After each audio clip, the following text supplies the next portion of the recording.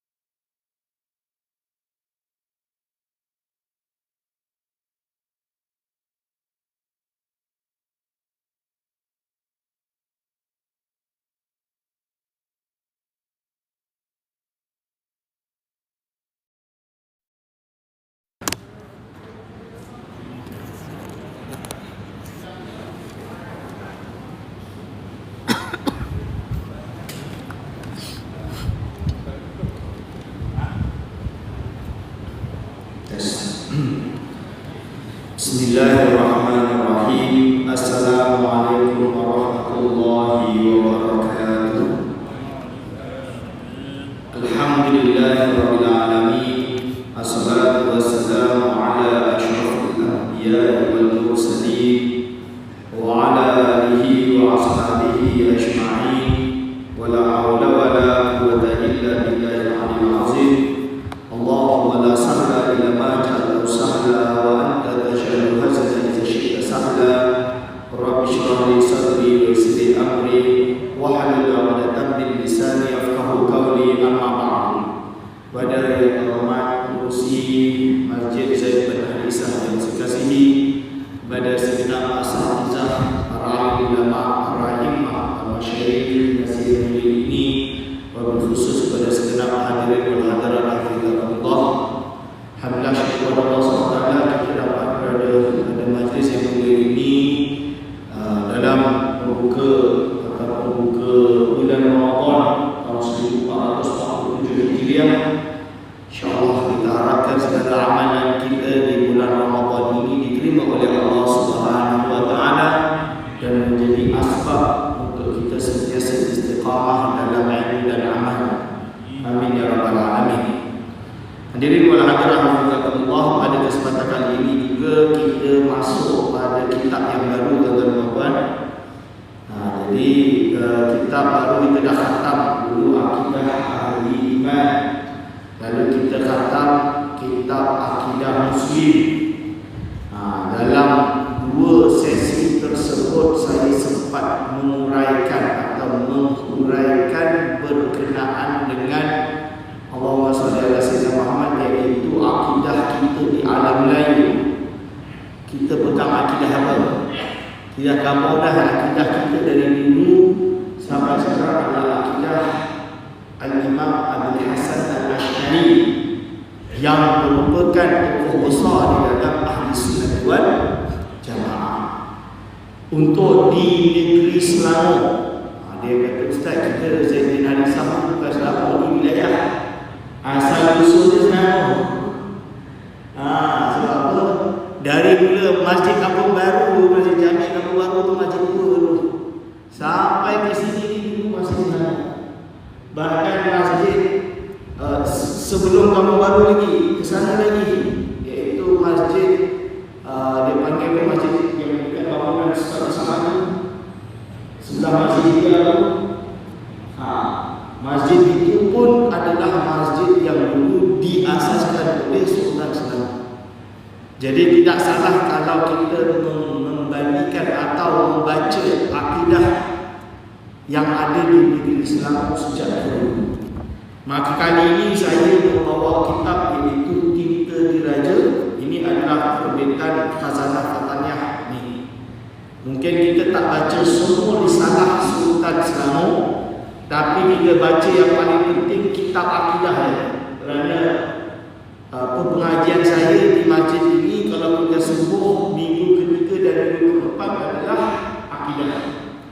Maka di sini Sultan Selangor yang kelima, yaitu Sultan Selangor yang dimasyhurkan dengan namanya Sultan Sulaiman Ala-Ulil Shah, atau dikenal juga dengan dunia mahmudia Sultan Sulaiman Alauddin Shah. Jadi dia ada gelar datang daripada ratu ataupun daripada Raja Inggris, dari Raja British, diberikan dia gelar dan dia termasuk sultan yang pernah sampai ke London. Dan dia pergi London pun, Tuanku Sultan pun pergi London bawa mufti dia. Sebab nak beramal di sana, bawa muftinya iaitu Tengku Mahmud Zuhdi. Tengku Mahmud Zuhdi ini adalah mufti pertama negeri Selangor, tapi zaman itu belum ada mufti. Dipanggil gelaran dia adalah Syekhul Islam Selangor. Dia ni nama dia Tengku. Kenapa Tengku? Dia memang anak raja Patani, Sultan Patani. Jadi ada Sultan Patani, Melayu, Muslim, kalah perang dengan Siam. Jadi pada akhir 18 kalah perang dengan Siam, keruntuhan Kesultanan Patani Melayu. Bila kalah, maka Sultan Patani itu di house arrest, tahanan rumah di Bangkok. Lahirlah Tengku Mahmud Zuhdi, membesar di istana Bangkok. Jadi dia mengaji, pada guru ngaji dia, umat Islam waktu itu yang tentera-tentera Muslim dibawa. Kalau menurut cerita orang-orang Patani dulu, kaki ini digari di paku, kaki di paku antara di paku dari Padang suruh jalan sampai ke Bangkok. Sadis dibawa sampai Bangkok, lalu mereka dibuat satu perkampungan di sana. Dan itulah yang nantinya umat Islam berjuta yang ada di Bangkok hari ini Muslim, anak turun dia Muslim, tak erti cakap Melayu, muka Melayu, cakap Siam. Ini adalah tentera-tentera umat Islam Kesultanan Patani, Kesultanan Melayu Patani yang kalah terakhir. Tengku Mahmud Zuhdi ini lahir di Bangkok, membesar, alim. Dia minta izin ke Raja Siam untuk pergi ke Mekah mengaji. Tapi dia tak boleh pergi sebab dia takut dia klaim dia raja, dia disuruh perang tak ada. Maka nego-nego dia berjanji untuk tidak kembali ke Bangkok, tidak kembali ke Patani. Dia nak menuntut ilmu, dia nak ambil jalur Islam, dia pun ulama. Maka dia diizinkan, dia pun pergi ke Mekah mengaji di bawah bimbingan Syekh Ahmad Zaini Dahlan, Mufti Syafi'i Mekah. Dia mengaji dengan Syekh Abu Bakar Syahor, pengarang kitab I'anatul Talibin. Dia mengaji dengan Syekh Zawawi, Syekh Nawawi Al-Jari, Syekh Mahfuz Tarnasi, ulama-ulama besar Mekah. Dia sampai jadi alim. Bila dah alim, dia balik pergi, dia kembali ke Nusantara, tapi tak ada di Patani. Dia landing menjadi qadi besar Kesultanan Melayu Riau, di Jambi atau Riau lebih kurang, menjadi qadi besar. Waktu dia jadi qadi, di situlah Sultan Sulaiman Alauddin Shah pergi mencemar buli ke Riau, bertemu dengan Tengku Mahmud Zuhdi, mengajak mempelawa Tengku Mahmud Zuhdi untuk ke Selangor, kerana Sultan Riau adalah kerabat kepada Sultan Selangor. Kerabat kepada Sultan Selangor. Jadi kan sudah pernah sebut ada dain celak, opu dain celak. Ini Raja Buddhis Muslim. Dia datang bawa beratus kapal, beratus pengikut daripada Sulawesi Bugis pergi ke Riau, bina kerajaan tersebut. Lalu anaknya Raja Haji Fisabilillah, Raja Lumu dan lain-lain. Raja Lumu ni pergi ke Bukit Melawati tu, Jura tu. Lalu buat perjanjian dengan Sultan Perak untuk menubuhkan Kesultanan Selangor. Sebab Perak sangat besar. Akhirnya Perak boleh dibagi syarat. Syarat dia kena menikah dengan puteri di Perak supaya anak tu ada jaga. Maka akhirnya jadi Sultan pertama, Sultan Selangor. Itu Raja Limau. Dia ada adinda bernama Raja Haji Fisabilillah. Sultan Riau yang nanti mati syahid memegang kitab dalam lawan Belanda di Riau.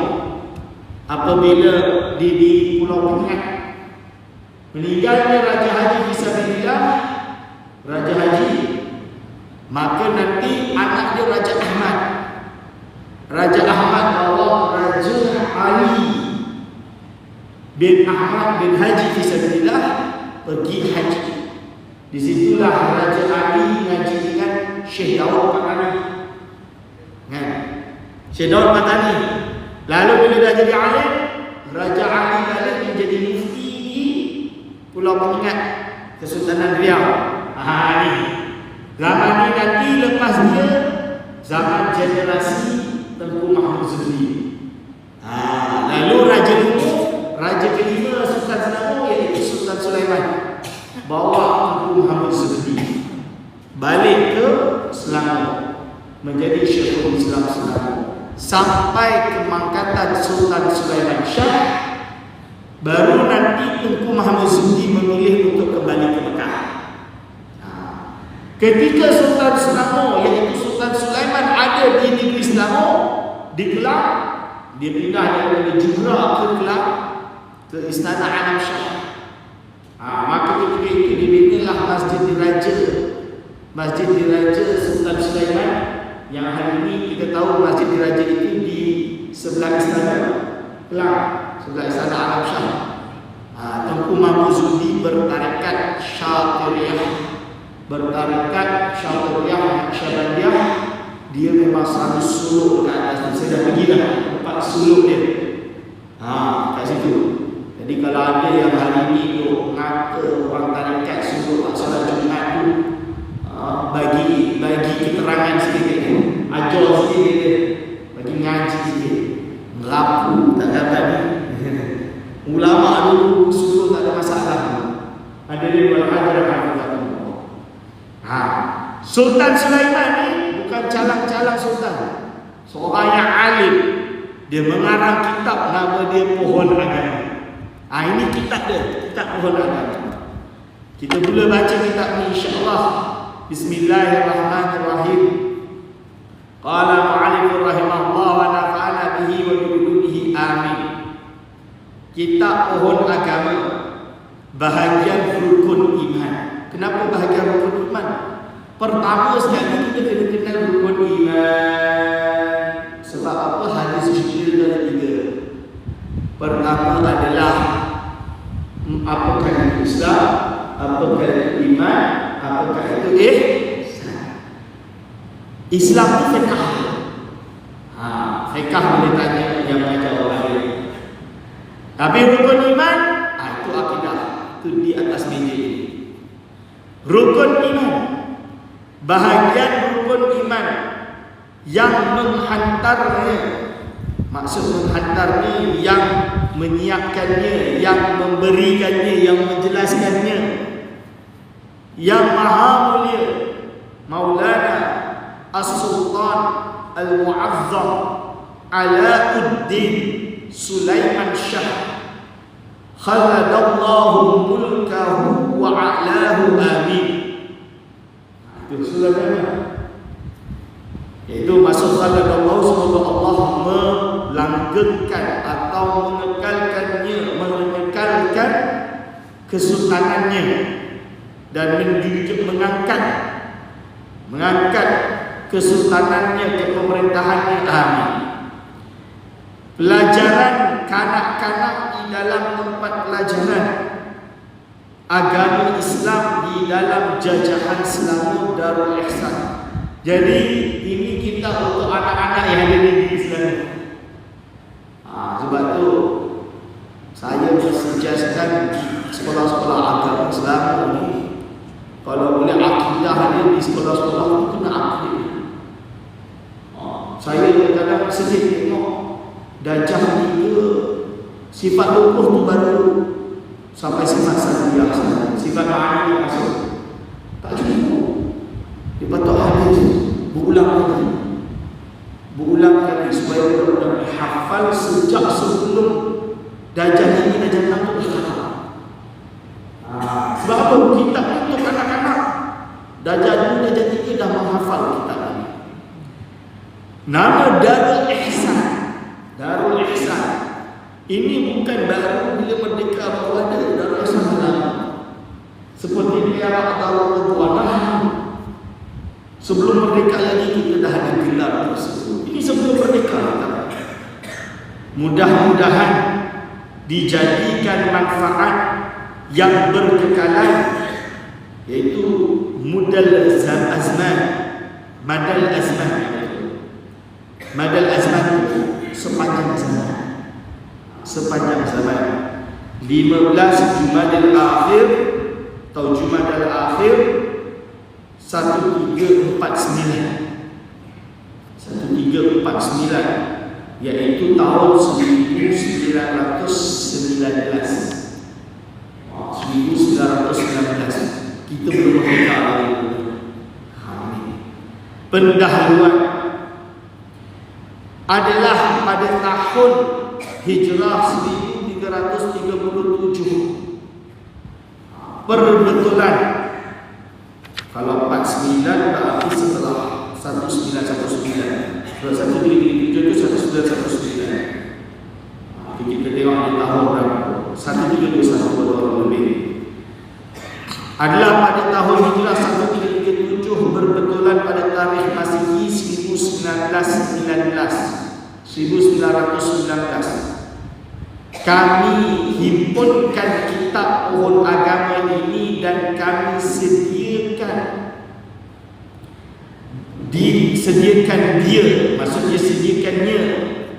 bagi kanak-kanak yang baru belajar, dan kami aturkan dia dengan perkataan yang mukhtasar.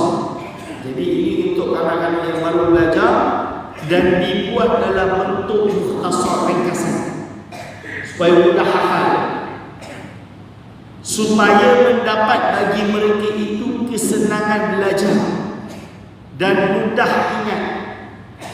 Supaya pun suka nak belajar, tak susah. Dan selain itu mudah untuk ingat, hafal. Bila ringkas senang hafal. Kitab tebal-tebal nak hafal susah. Dibuatlah yang ringan, mudah ingat.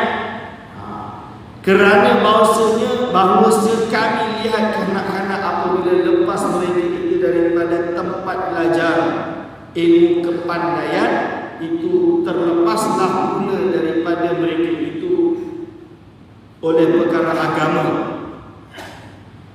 dengan sebab ketiadaan menuntut mereka itu. Maksudnya apa? Zaman itu zaman British.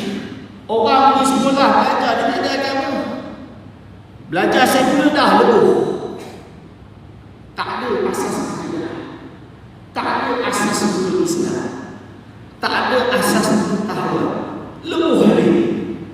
Maka Sultan titah. Jadi bila dah tak ada tu, habis tak ada asas agama, maka perlulah dikarang kitab ini biar dia mengaji. Dan tiada pula ibu bapa mereka itu dan wali mereka itu mengajarkan mereka itu. Jadi ibu bapa mereka pun tak suka mereka belajar. Zaman sekular. Di riwayat hadis Abdullah, mak saya cerita, mak saya zaman British dulu pergi sekolah, nama dia convent.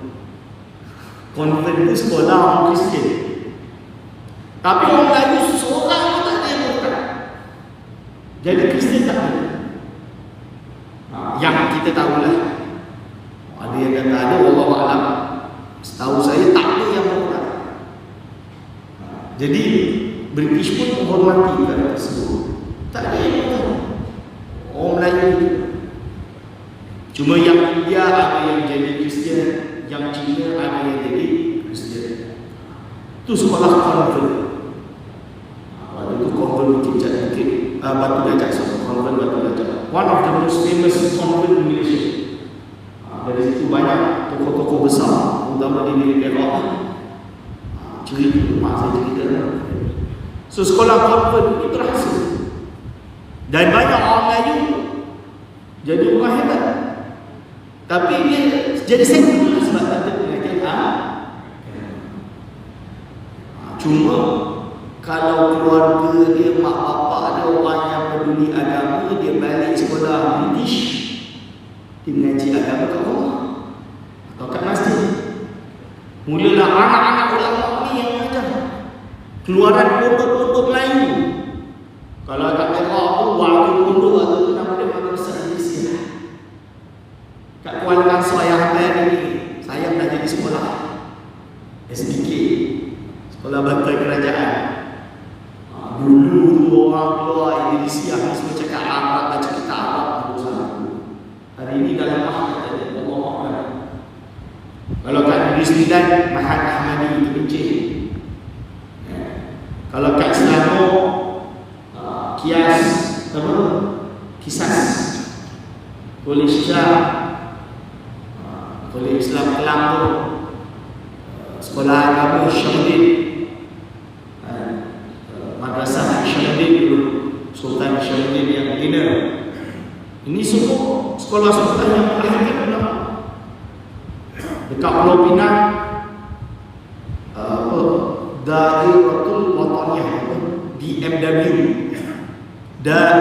Sekolah Dairatul Ma'arif Wataniyah, DMW. InsyaAllah faham yang buat Dairatul Ma'arif di sini sekolah keilmuan dan tanah air wataniyah, nasionalisme. Itu insyaAllah faham yang bina. Sebab dia nak kita orang Melayu ni ada sifat cinta tanah air. Jadi orang yang dia ajar apa nak bangsa-bangsa, kita cukup Islam dah, tak ada kebangsaan. Itu salah. Islam mengajarkan kita untuk cinta tanah air. Kenapa cinta tanah air? Hatta Rasulullah SAW itu cinta Mekah, tanah air. Bagi dia diusir daripada Mekah, berhijrah ke Madinah. Bagi dia SAW rindu Mekah tu ada, tak boleh dinafikan. Itu manusia. Sampaikan ada yang kata dia dah tak naklah perbatasan kenegerian, perbatasan kenegaraan ini tak nak. Kita Islam cukup. Tak boleh. Hatta sehingga guru saya Syekh Menteri Wakaf Mesir, nama dia Syekh Usama Said Al-Azhari, Ma'ali Wazir Menteri Wakaf Mesir hari ini, dia karang kitab nama dia Al-Haqqul Mubin. Dia menolak golongan Daesh yang menggelar khalifah, menghapuskan perbatasan dan lain-lain.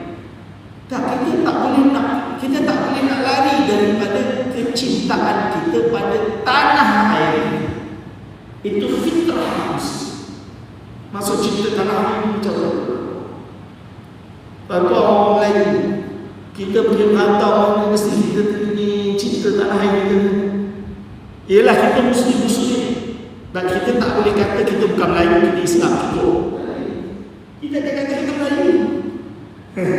Ini kita. Orang putih main datang sini, dia tak boleh nafikan ini British, I'm British. Saya jumpa banyak orang Islam, mu'allaf masuk Islam, British masuk Islam, putih masuk Islam. Dia menzahirkan Islam ni, tapi at the same time dia nak bangkitkan kebangsaannya sebagai seorang Inggeris. Dan dia cakap benda ni dia tak malu. I'm British.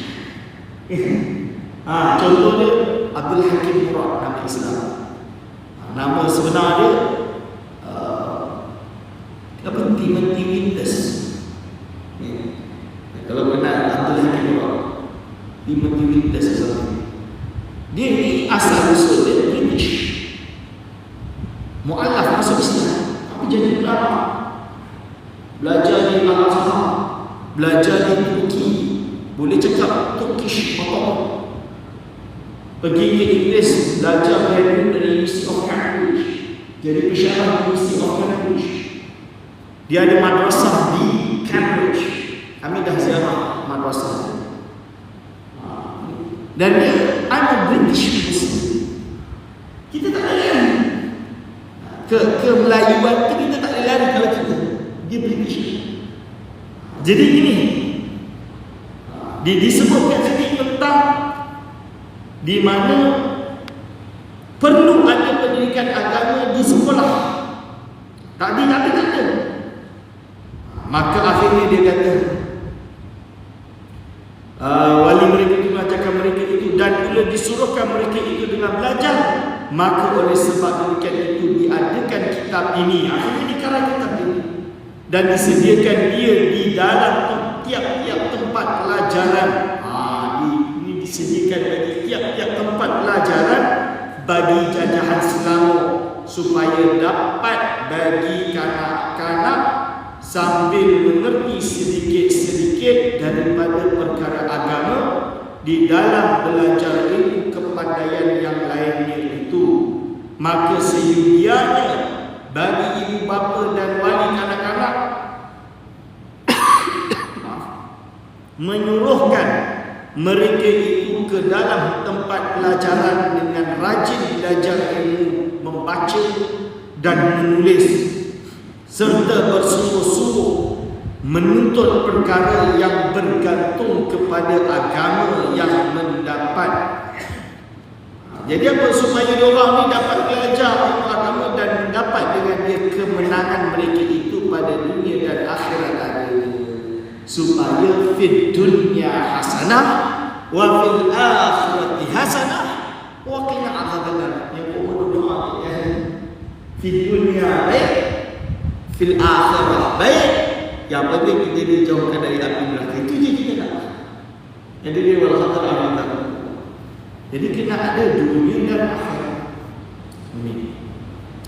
Peringatan kita saudara-saudara, ketahui olehmu bahawasanya jalan membaikkan kelakuan kanak-kanak itu pekerjaan yang terlebih lazim atas mempunyai anak yang kecil. Jadi maksudnya apa?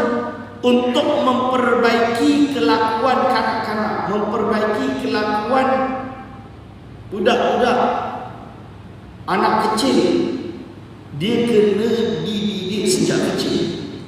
Kalau dah besar kita nak ajar adab susah. Dah besar baru nak suruh hafal surat 20, ambu-ambu betul hafal. Jadi dari kecil nyanyikan dia, nas'aluka ya man huwallahul ladzi la ilaha illa huwar rahmanur rahim. Sampai habis. Sebab apa? Hadis Nabi sallallahu alaihi wasallam, barang siapa yang menghafal Asmaul Husna dakhala al-jannah, masuk syurga. Itu hadis sahih Muslim. Barang siapa yang menghafal Asmaul Husna masuk syurga. Ustaz, kalau macam itu saya tak payah solat, tak payah apa, saya hafal Asmaul Husna masuk syurga. Itu dia salah. Salah semua. Sebab apa? Ya memanglah masuk syurga. Tapi kalau tak solat, kalau Allah pilih hantar dia masuk neraka, dah lama 2000 tahun baru keluar masuk syurga, rugi dia. Tapi kalau kita hafal, kita amal, solat semua kita jaga, insya-Allah min ahlul jannah. Ini yang kita nak. Dari kecil ajarkan dia Allah wujud kidam baqa mukhalafatuhu lil hawadisi qiyamuhu bi nafsihi al wahdaniyah qudra iradat ilmun hayat. Dari sini Umur darjah 1, darjah 2 acuh. Anak saya kat rumah saya suruh hafal semua saya hafal. Yang degil-degil tak hafal, nanti saya hantar pondok betul, hafal lah semua. Mungkin macam tu. Doakan kita anak-anak kita semua masuk orang yang soleh, orang yang menghafal ilmu ini dan juga bertakwa. Kalau bukan dalam bidang agama pun dia menjadi orang yang rasul, yang mendalam ilmu. Hadirin wal hadirat. Dan adalah kanak-kanak itu amanah. Ingat, anak-anak ini amanah yang ditaruhkan Allah Ta'ala kepada ibu bapanya itu. Yang Allah SWT dah titipkan, letakkan anak-anak itu kepada kita. Anak kita ni amanah untuk kita didik. Jangan kita duk bagi gadget main saja. Ajar. Maka wajib atas ibu bapanya itu memeliharakan mereka itu daripada segala kejahatan. Jangan sampai dia buat benda-benda tak baik. Jangan sampai dia mengisi-isikan waktu pada perkara-perkara yang rugi. Dan wajib menyuruh akan berbuat kebajikan. Kita kena ajar orang untuk buat benda baik. Dan adalah hati kanak-kanak ketika kecilnya amat suci. Anak-anak ni bila kecil, hati dia amat suci, bersih. Bila bersih, senang nak menghafal. Ada tanya, Ustaz, kenapa kecil-kecil kita kena suruh dia hafal dan susah-susah nak hafal? Waktu dia kecil, kita ada dosa. Bila tak ada dosa, senang nak hafal. Itu yang Imam Syafi'i cerita tu. Syakautu ila waki'in su'a hifzi fa'arsyadani ila tarkil ma'asi wa qala ilma nur wa nurullah la yuhda bil 'asi. Aku bertanya kepada Waqi' kenapa lemahnya hafalanku, maka dia mengajarkan aku untuk meninggalkan maksiat. Dia mengkabarkan kepadaku bahawa sesungguhnya ilmu itu cahaya, dan cahaya Allah tidak diberikan orang yang berlaku maksiat. Budak kecil ni otak dia macam sponge. Waktu kecil pula kita suruh dia hafal sebanyak-banyak. Anak saya kecil, umur darjah 1, darjah 2, dia hafal surah Al-Kahfi. So apa? Tiap-tiap hari suruh dia baca hafal. Kecil dah pun. Waktu saya ni azam nak hantar dia tahfiz sejak awal. Dia hafal Quran 20 juz. Baru pergi sekolah pun nanti semua. Boleh hantar dia sekarang. Cuma terlalu kecil lagi. Tapi kalau kat Maghribi umur 9 tahun tu dah menghafal Quran. Diorang dah menghafal Al-Quran. Hadirin wal hadirat. Amat suci seperti permata yang amat baik. Dan lagi hati kanak itu semata-mata sunyi daripada tiap-tiap suratannya, daripada rupa sesuatu, iaitu seperti kertas yang belum disurat dengan sesuatu, diibarat kertas yang belum bersurat, tidak tertulis apapun lagi, yang belum tersurat dengan sesuatu, dan iaitu menerima bagi tiap-tiap suratan, yakni menerima bagi tiap-tiap perangai dan bagi tiap-tiap kelakuan dan cenderung, bagi tiap-tiap yang dicenderungkan dengan dia. Jadi apa? Budak kecil ni bila kita dedah dengan sesuatu, dia akan dekat dengan benda tu. Kalau kecil-kecil korma duk bagi mainan habis, main saja, tak fikir benda lain. Sebab tu kena pisah cepat-cepat.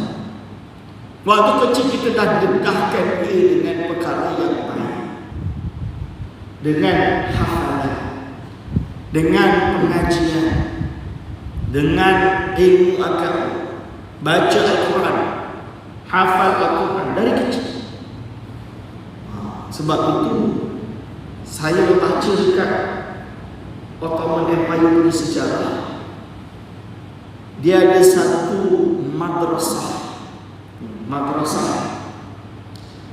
Madrasah ni dia banyak di Ottoman Empire ni. Di setiap mana ada satu madrasah, dia ada asrama lengkap zaman dulu, terutamanya anak yatim.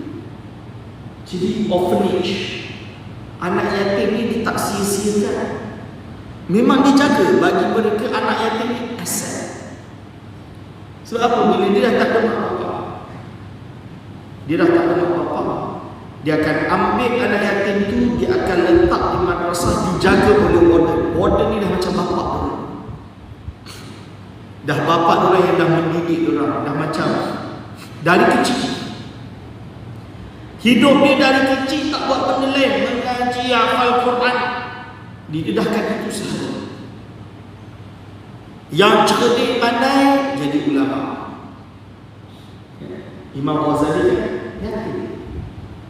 Imam Ghazali yatim ulama. Pada jadi ulama, dijalurkan dia jadi ulama. Ada yang mungkin dia punya kepandaian dia bukan dalam bidang tersebut, tapi kepandaian dia berada pada peperangan. Dia akan pindah ke madrasah militeri, nama dia Janissaries. Dia pindahkan ke Janissaries, dia dididik untuk berperang menjadi general. Dari kecil diajar melawan, tapi akidah tetap diajarkan. Kekuatan akidah Islam tetap diajarkan. Jadi Janissaries itu dia banyak di kalangan anak-anak yatim piatu, terutama daripada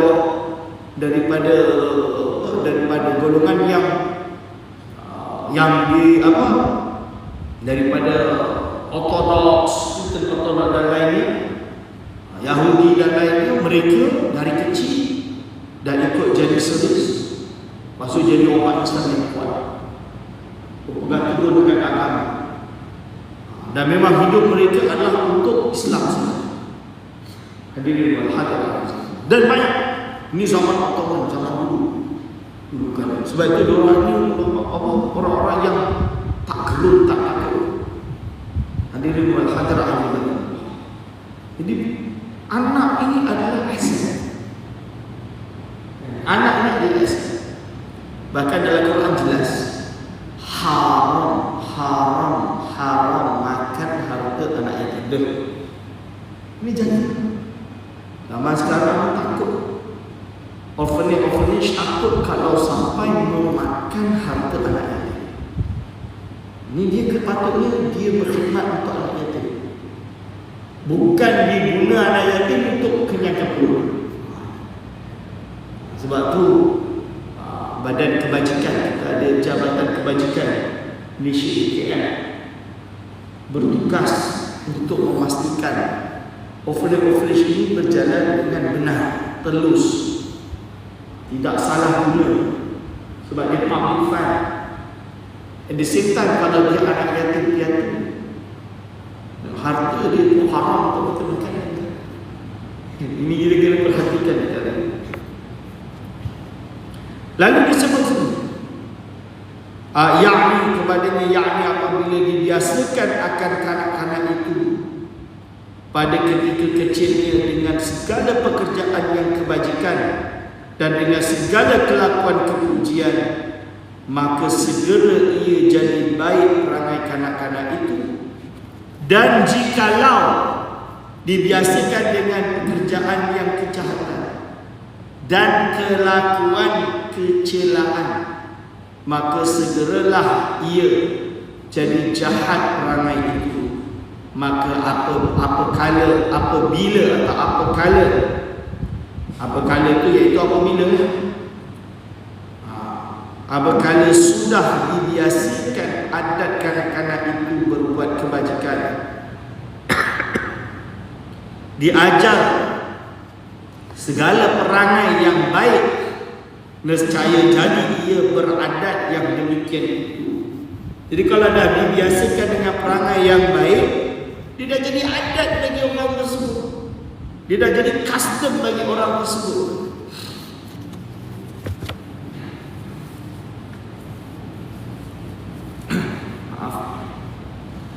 Lalu dia kata di sini,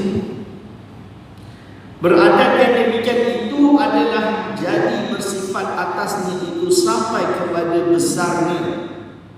Sampai besar dengan sifat macam tu. Dari kecil solat jamaah 5 waktu tak pernah tinggal. Dan besar itu tak nak solat. Kalau seorang cari orang nak solat sama jamaah, pergi masjid cari jamaah. Ini sebab tu kita diajar untuk bawa kanak-kanak pergi masjid.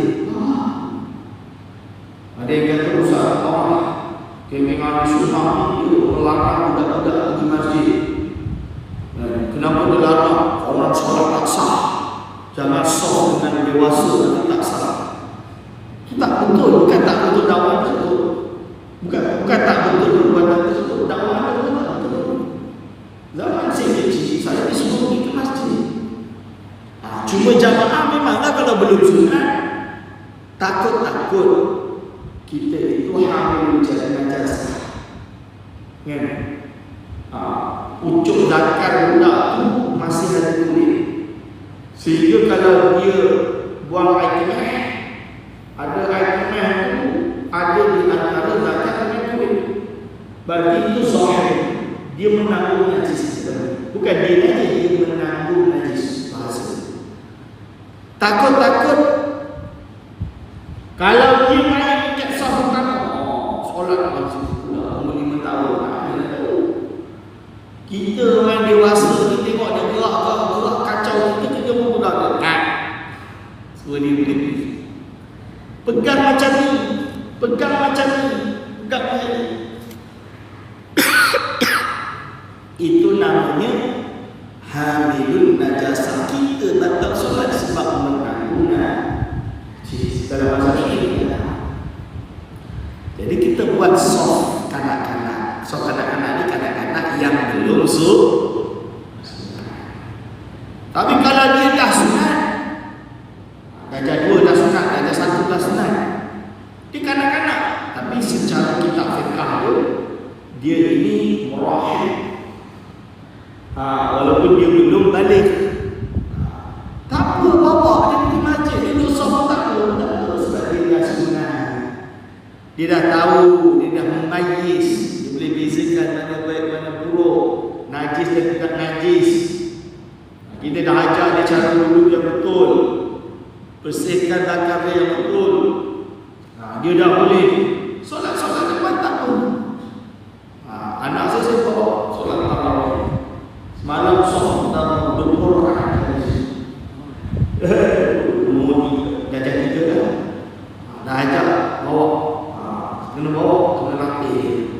Kalau kat rumah, suruh dia azan, suruh dia iqamat. Azan iqamat kerja dia. Nanti start mula baca wirid. Dulu saya kat rumah, memang saya wajib jamaah. Wajib jamaah, subuh, maghrib, isya. Subuh asar tak dapat nak jamaah sebab tak ada lagi. Saya balik, dia orang semua tak balik lagi. Dia balik semua. Yang lain semua tak balik. Abang-abang pun dah masuk asrama, dah pergi luar negara. Kakak dah sekolah, dah dekat. Saya seorang kat rumah, nanti tak ada apa-apa. Solat. Tapi maghrib, isyak, subuh, baca wirid saya. Surah Al-Kahfi, surah Al-Mulk saya, surah Sajadah saya, surah Yasin saya. Memang dia sudah baca, saya baca dari kecil. Dari darjah 3, darjah 4, darjah 4. Saya dah bertugas. Bapak kata maksa mesti, bapak maksa mesti suruh saya latih. Ini anak saya kena latih dari kecil supaya dia biasa. Ada dia berhadap kita kena buat macam tu. Jadi bawa ke masjid. Ustaz apa main dia dengan kawan dia. Pisah dia. Dia akan bagi dia duduk kat sofa kan kalau dia dah sana. Lalu sofa apa nak main kat kiri kat awak sofa. Dia ikut otomatik. Dia buat hal otomatik. Anak saya tak berani nak main kawan dia tak berani. Duduk dekat depan. Alhamdulillah. Kena macam tu. Apabila sudah dibiasakan adat kanak-kanak itu berbuat kebajikan, diajar segala perangai yang baik, nescaya jadi ia berada yang demikian itu adalah jadi bersifat atasnya itu sampai kepada besarnya, dan dapatlah ia kemenangan dunia akhirat adalah mensekutuai pahala.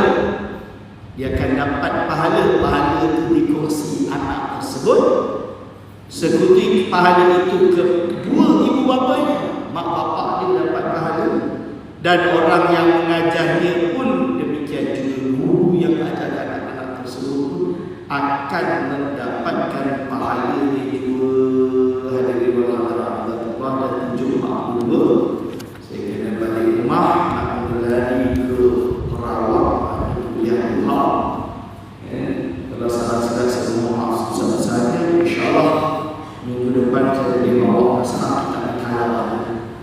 Kalau tak ada itu bulan depan, kalau ada insyaAllah mungkin saya boleh minta Jabatan Agama Islam Selangor cetak kita, insyaAllah. Sekian saja daripada saya. Aku qauli hadza, astaghfirullah wa lakum.